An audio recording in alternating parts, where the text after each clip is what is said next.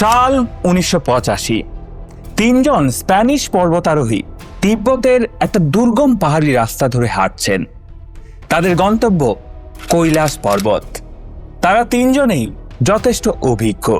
এর আগে তারা পৃথিবীর অনেক কঠিন এবং দুর্গম পর্বত জয় করেছেন। সেই তুলনায় দেখতে গেলে কৈলাস পর্বত তাদের কাছে কিছুই না। তাই কৈলাসের দিকে এগোতে এগোতে তাদের মনে কোনো ভয় বা আতঙ্ক নেই, বরং একটা দারুণ এক্সাইটমেন্ট আছে। পৃথিবীর প্রথম মানুষ হিসেবে কৈলাস পর্বতের চূড়ায় আরোহণ করার এক্সাইটমেন্ট। কিন্তু পর্বতের একটু কাছাকাছি পৌঁছাতেই তাদের সমস্ত এক্সাইটমেন্ট এক নিমিষে মিলিয়ে গেল। ওই তিনজনের মধ্যে হঠাৎ করেই একজন থমকে দাঁড়ায় এবং বলে তার শরীরটা নাকি ভালো লাগছে না। প্রথমে বাকি দুজন ভেবেছিল হয়তো ক্লান্তির জন্য এরকম হয়েছে, একটু জিরিয়ে নিলে ঠিক হয়ে যাবে। কিন্তু তার কিছুক্ষণ পরেই তিনজনেই একটা অদ্ভুত অভিজ্ঞতার কথা বলতে শুরু করে। তিনজনেরই একসাথে মনে হতে থাকে তারা যেন সামনে এগোতে পারছে না, যেন কোনো অদৃশ্য দেওয়াল তাদেরকে বারবার আটকে দিচ্ছে। শরীরে এক ফোঁটাও শক্তি নেই, মাথা ভন ভন করে ঘুরছে, আর বুকের ভেতর একটা অদ্ভুত ভারী অনুভূতি ওদের কিছুতেই এগোতে দিচ্ছে না। এবং এইভাবে বেশ কিছুক্ষণ চেষ্টা করার পর অবশেষে তারা ব্যর্থ হয়েই ফিরে আসেন। এবং এটা শুধু একমাত্র ঘটনা নয়। এর বছর কয়েক পর 2004 সালে একদল রাশিয়ান পর্বতারোহীরা ওই একই পথে রওনা দিয়েছিল এবং তারাও প্রত্যেকে কিছুটা একই রকম অভিজ্ঞতা নিয়ে ব্যর্থ হয়েই ফিরে আসে। কৈলাস পর্বতের চূড়ায় কেউই পৌঁছাতে পারেনি। এবার একটু ভাবুন, কৈলাস পর্বতের উচ্চতা মাত্র 6638 মিটার। এভারেস্টের উচ্চতার থেকে প্রায় 3000 মিটার কম। উচ্চতার দিক থেকে দেখতে গেলে পৃথিবীর প্রথম 10টা পর্বতের মধ্যেও কৈলাস পর্বত নেই।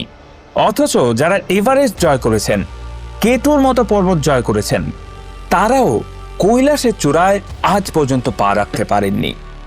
শুধু পারেননি বললে ভুলই হবে, অনেকে চেষ্টাও করেনি।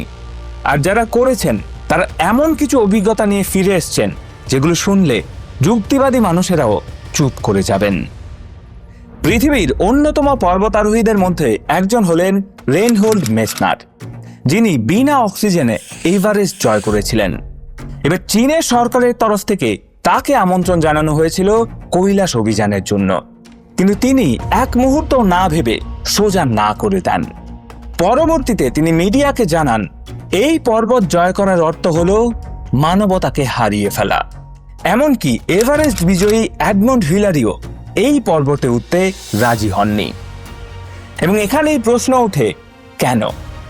উচ্চতায় এত ছোট একটা পর্বতে উঠতে পৃথিবীর সেরা সেরা পর্বতারোহীরা এত ভয় পাচ্ছেন কেন?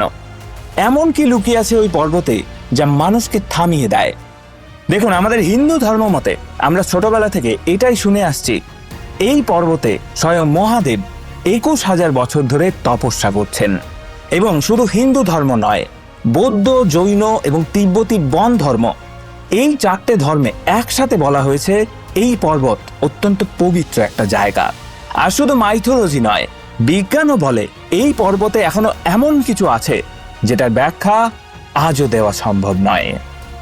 তাহলে সত্যি কোনটা, ধর্ম নাকি বিজ্ঞান, নাকি দুটোই? নমস্কার, আমি অপূর্ব, আর বায়োস্কোপলার আরো একটা নতুন ভিডিওতে আপনাকে জানাই স্বাগত।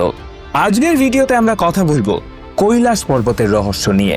তাই এখানকার রহস্য, মানুষের এই অদ্ভুত অভিজ্ঞতা, এই সব গল্পের পেছনে আসলে কতটা সত্যি আছে এবং কতটা মিথ, এই সমস্ত কিছু জানবো আজকের এই ভিডিওতে। তাহলে চলুন আর এক ফোঁটাও সময় নষ্ট না করে শুরু করা যাক আমাদের আজকের video, the mystery of Kailash পর্বত।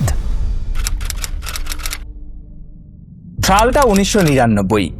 একজন রাশিয়ান বিজ্ঞানী ডক্টর আর্নেস্ট মোলদাসেভ এবং তার 12 জনের একটা টিম রওনা দেয় কৈলাস এক্সপিডিশনে। এই টিমে ছিল বেশ কয়েকজন জিওলজিস্ট, আর্কিওলজিস্ট এবং ফিজিসিস্ট। তাদের লক্ষ্য ছিল একটাই, কৈলাস পর্বতের এই রহস্যটাকে গোটা দুনিয়ার সামনে উন্মোচন করা। কিন্তু সেই এক্সপিডিশন বা অভিযানের অভিজ্ঞতা মোটেই সাধারণ ছিল না। ওই অভিযানে তারা যা দেখেছিলেন বা ফিল করেছিলেন তার বেশিরভাগই বিজ্ঞান দিয়ে ব্যাখ্যা করা সম্ভব নয়। মুলদাসেভ তার এই ভ্রমণ অভিজ্ঞতায় লেখেন যে তারা যখন কৈলাসের পথে এগোচ্ছেন, স্থানীয় বাসিন্দারা বারবার তাদেরকে সাবধান করেছিলেন যে নির্দিষ্ট একটা উচ্চতার পর তারা যেন আর না এগোয়, তাতে নাকি ফল ভালো হবে না। কিন্তু সেই বারণ উপেক্ষা করে মুলদাসেভের টিম এগিয়ে যায় ঠিকই, কিন্তু অদ্ভুতভাবে তারা কিছুতেই কৈলাস পর্বতের চূড়া পর্যন্ত পৌঁছাতে পারেনি। উপরন্তু তারা এমন কিছু এক্সপিরিয়েন্স করে যার উত্তর বিজ্ঞানও দিতে পারেনি। তারা খেয়াল করে তারা পাহাড়ের ঢাল বেয়ে যত উপরে উঠছে তাদের বয়স তত দ্রুত বাড়ছে। মাত্র কয়েক মাস সেখানে থাকার পর তাদের চুল, দাড়ি বা নখ এতটাই বেড়ে গেছে যেন প্রায় 1 বছরেরও বেশি সময় তারা ওখানে কাটিয়ে ফেলেছে। শুধু তাই নয়, তাদের মধ্যে অনেকেরই হাই ব্লাড প্রেশারের মতো সমস্যা সৃষ্টি হয়েছে এবং যত তারা পাহাড়ের চূড়ার কাছাকাছি পৌঁছাতে থাকে তাদের মনে হতে থাকে যেন কোনো অদৃশ্য শক্তি তাদের কিছুতেই উপরে উঠতে দিচ্ছে না। মুলদাসেভ দাবি করেন যে তারা পাহাড়ের গায়ে এমন কিছু বিশাল আকৃতির পাথর দেখেছিলেন যা সাধারণ প্রাকৃতিক শিলা হতে পারে না, কারণ নর্মালি কোনো পাথরই এত নিখুঁত হয় না। এই পাথরগুলোর শেপ দেখে মনে হচ্ছিল যেন কোনো মানুষই সেগুলোকে নিপুণভাবে তৈরি করেছে। কিন্তু এখানেই প্রশ্ন ওঠে, যে পর্বতের কাছাকাছিও আজ পর্যন্ত কোনো মানুষ পৌঁছাতে পারেনি, সেখানে মানুষের তৈরি কোনো রকম কনস্ট্রাকশন কিভাবে থাকতে পারে? তাহলে কি প্রাচীন কোনো সভ্যতার বসবাস ছিল কৈলাসে? সত্যি কি এখানে সময় অন্য কোনো নিয়মে চলে, নাকি এটা শুধুমাত্র একজন মানুষ বা একটা টিমের অভিজ্ঞতা? ওদিকে নাসা স্যাটেলাইটে কৈলাসের যে ভৌগোলিক তথ্য সামনে এসছে সেটা জানলে আমার মতো আপনারাও চমকে যাবেন। কৈলাস পর্বত ভারত এবং চীন বর্ডার থেকে মোটামুটি 100 কিলোমিটার দূরে অবস্থিত আর উচ্চতায় 6638 মিটার। কিন্তু এবার আমি আপনাদেরকে এমন কিছু ভৌগোলিক তথ্য দেব যেগুলো সত্যি অবাক করার মতো। লক্ষ্য করে দেখবেন, পৃথিবীর কোনো পর্বতই একদম পারফেক্ট 3 কোণা হয় না। মানে ছোটবেলায় ড্রয়িং খাতায় আমরা যেরকম পাহাড় আঁকতাম, আসল পাহাড় কিন্তু সেরকম হয় না। কিন্তু মজার ব্যাপার হচ্ছে, কৈলাস পর্বতের শেপ একদম একটা পারফেক্ট পিরামিডের মতো, যার রয়েছে 4টে ঢাল এবং সেগুলো দৈর্ঘ্য মোটামুটি সমান। দূর থেকে দেখলে মনে হবে যেন কোনো শিল্পী নিখুঁত মাপ দিয়ে পর্বতটা তৈরি করেছেন। পাহাড়ের মাথায় ঠিক যেন একটা পিরামিডের মতো দাঁড়িয়ে আছে এই কৈলাস পর্বত। আর কৈলাসের এই শেপটাই এই পর্বতকে ইউনিক করে তুলেছে, কারণ পৃথিবীতে আর একটাও পাহাড় বা পর্বত নেই যেটা এতটা পারফেক্ট পিরামিডের আকার নিয়ে দাঁড়িয়ে আছে। যাই হোক, এই ব্যাপারটা সবার কাছে অবাক করার মতো নাও হতে পারে, তবে আসুন কৈলাস পর্বতের অবস্থানটা একটু স্ট্যাটিস্টিক্যালি মেপে দেখি। বলা হয় পৃথিবীতে কৈলাস পর্বতই একমাত্র পর্বত যার অবস্থান ম্যাথমেটিক্যালি একদম পারফেক্ট। কৈলাস পর্বত নর্থ পোল থেকে এক্স্যাক্টলি 6666 কিলোমিটার দূরে অবস্থিত। অন্যদিকে সাউথ পোল থেকে কৈলাস পর্বতের দূরত্ব এক্স্যাক্টলি ডাবল, মানে 13,332 কিলোমিটার দূরে। আর এই নাম্বারগুলোই যেন কৈলাস পর্বতকে একটা আলাদা আইডেন্টিটি দিয়েছে। আচ্ছা, একটা কথা বলুন, যেখানে নেচার নিজেই একটা উদাহরণ যে নাথিং ইজ পারফেক্ট, সেখানে প্রকৃতির এই অদ্ভুত পারফেকশনটা আপনাকে কি একটু ভাবিয়ে তুলছে না? তবে এই ভৌগোলিক রহস্যের এখানে শেষ না। এই পর্বতের পাশেই রয়েছে মানস সরোবর আর রাক্ষসতাল নামের 2টো লেক। এই 2টো লেক পাশাপাশি হওয়া সত্ত্বেও এদের মধ্যে বিস্তর ফারাক। মানস সরোবর বেসিক্যালি মিষ্টি জলের লেক, কিন্তু তার ঠিক পাশেই অবস্থিত রাক্ষসতাল নোনতা জলের লেক, যেখানে মানস সরোবরে বিভিন্ন মাছ আর জলজ উদ্ভিদ আছে, সেখানে রাক্ষসতালে জীবনের কোনো চিহ্নই নেই। এমনকি স্থানীয়দের মুখে এটাও শোনা যায় রাক্ষসতালের শান্ত জলের উপর দিয়ে কোনো পাখিও উঠতে দেখা যায় না। স্থানীয়রা মানস সরোবরকে একটা পজিটিভ এবং রাক্ষসতালকে একটা নেগেটিভ সোর্সের আধার বলে মনে করে। আবার এই দুটো নামও খেয়াল করুন, মানস আর রাক্ষস, কি অদ্ভুত তাই না? তবে সব থেকে বড় ধাঁধাটা হচ্ছে ভৌগোলিকভাবে এদের দূরত্ব খুব সামান্য হলেও এই দুটো হ্রদ একে অপরের থেকে সম্পূর্ণ আলাদা। আর ঠিক এখান থেকেই জন্ম নেয় একটা অদ্ভুত প্রশ্ন, প্রকৃতিকে এখানে সত্যি অন্যরকম ভাবে কাজ করে? আর ঠিক এই রকম পরিস্থিতির জন্যই অনেকে মনে করেন কৈলাস পর্বত কেবলমাত্র একটা পর্বত নয়, বরং এটা একটা গেটওয়ে, যা আমাদের এই পৃথিবীকে মহাবিশ্বের অন্য কোনো প্রান্তের সাথে যুক্ত করে রেখেছে। তাহলে এবার অনেকের মনেই প্রশ্ন উঠতে পারে যে তাহলে কি যারা যারা এই কৈলাসের চূড়ায় পা রাখার চেষ্টা করেছেন তারা হারিয়ে গেছেন অন্য কোনো ডাইমেনশনে? এই প্রশ্নের উত্তর আমরা জানবো ভিডিওর পরবর্তী অংশে। চলুন দেখে নেওয়া যাক কেন এই পর্বত আজও মানুষের কাছে একটা নিষিদ্ধ এলাকা হয়েই থেকে গেছে। মাউন্ট এভারেস্ট পৃথিবীর সর্বোচ্চ পর্বতশৃঙ্গ এবং এভারেস্ট কৈলাস পর্বতের থেকে প্রায় 3000 মিটার উঁচু। উচ্চতার হিসেবে দেখলে কৈলাস পর্বত পৃথিবীর টপ 10-এর মধ্যেও আসে না। কিন্তু আশ্চর্যের বিষয়, তবুও এই পর্বতশৃঙ্গ এখনো পর্যন্ত কোনো মানুষ জয় করতে পারেনি। বিশ্বের তাবর তাবর পর্বতারোহী যারা এভারেস্ট বা কেটুর মতো কঠিন শৃঙ্গ একাধিকবার জয় করেছেন, তারাও কৈলাস জয়ের চিন্তা থেকে পিছু হটেছেন। কিন্তু কেন?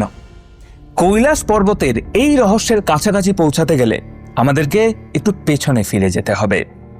সাল 1980।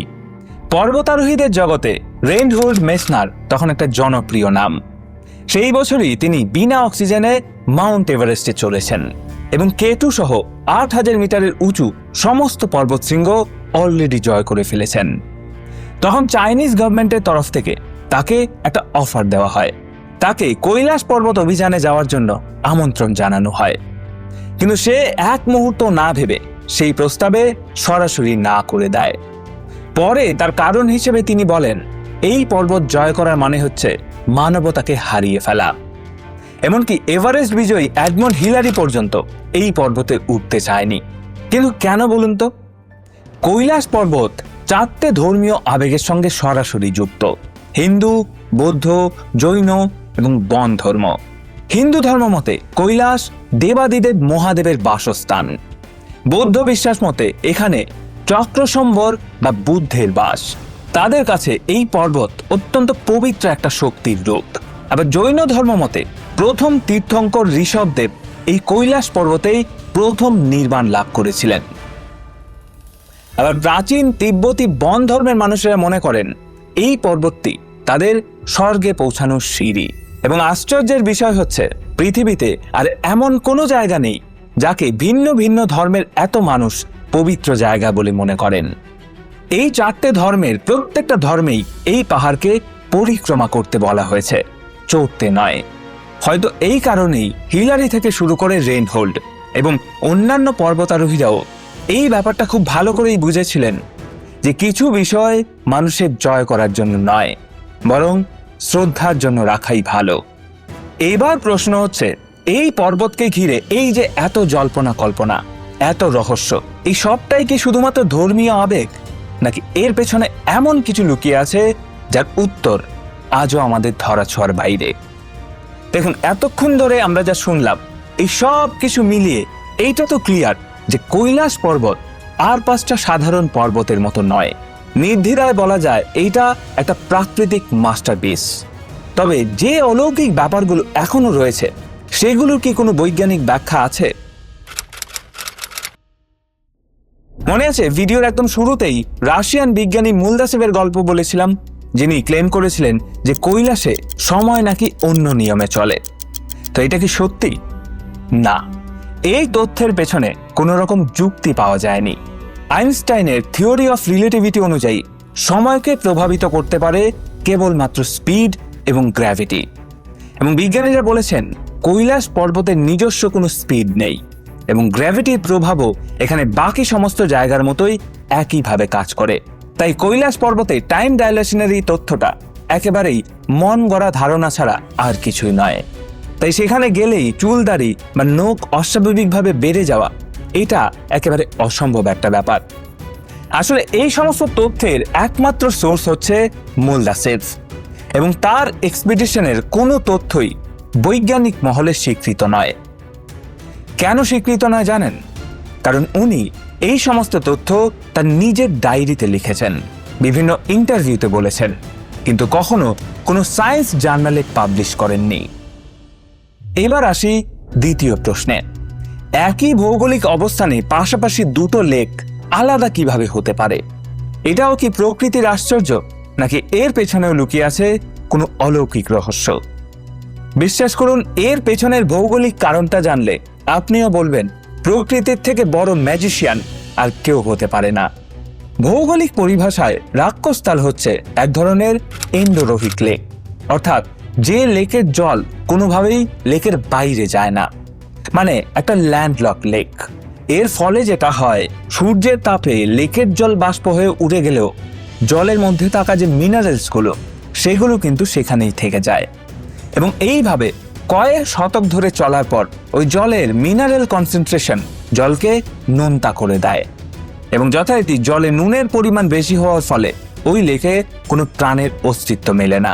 অন্যদিকে মানস সরোবরের জল কিন্তু প্রবাহিত হতে পারে, ফলে অন্য যে কোনো লেকের মতোই এই লেকের জল মিষ্টি, এবং মিষ্টি জলে প্রাণ এবং জলজ উদ্ভিদ অনায়াসেই বেড়ে উঠতে পারে। অর্থাৎ আমরা যে রহস্যগুলোকে অলৌকিক বা মহাজাগতিক গ্লিচ হিসেবে দেখছি, বিজ্ঞানের লেন্সে দেখলেই বোঝা যায় এটা প্রকৃতির এক সুশৃঙ্খল এবং সুন্দর নিয়ম। এছাড়াও কৈলাস পর্বত এখনো পর্যন্ত মানুষের ধরাছোঁয়ার বাইরে থাকার আরও একটা বড় কারণ হচ্ছে এই পর্বতের ঢাল। কৈলাস পর্বতের উত্তর দিক এতটাই ঢালু যে এর গায়ে বরফও আটকে থাকতে পারে না।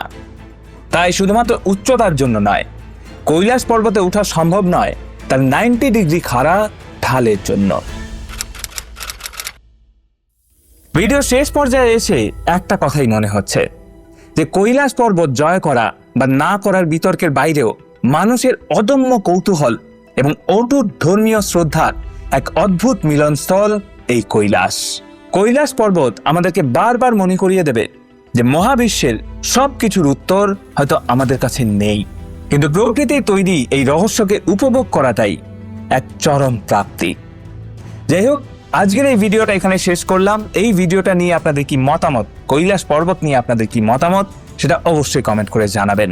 আমি আপনাদের কমেন্ট করার অপেক্ষায় থাকবো, আর আমাদের এই নতুন সেটআপ, নতুন স্টুডিও আপনাদের কেমন লাগছে সেটাও কমেন্ট করে জানাবেন। ততক্ষণ অবধি ভালো থাকবেন, সুস্থ থাকবেন। Tata, good bye, love you, হর হর মহাদেব।